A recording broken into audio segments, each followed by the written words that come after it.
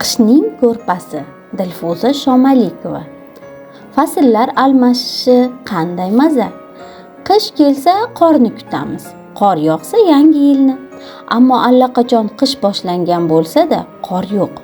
Qaniydi, gup-gup etib laylak qor yog'sa, chana o'chardik, qorbobo yasab qorbo'ron o'ynardik, deya xayolimda o'zim bilan o'zim gaplashardim. Kutilmaganda yelkamga qo'l tashlandi. O'girilib qarasam bobom. Ularni achomlab oldim. Shu payt qushlarning ovozi eshitildi. Yuqoriga qaradik. Osmonda aylana shaklidagi qushlar galasi ko'rindi.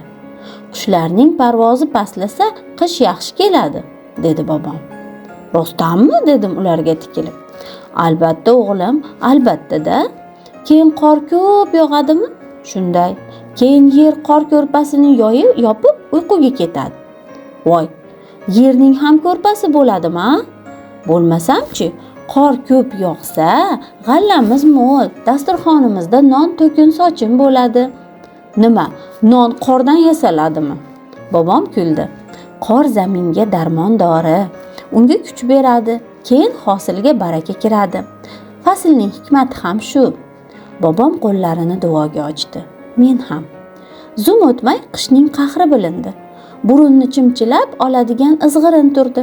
Ertalab uyg'onganimda yer u osmon oppoq edi.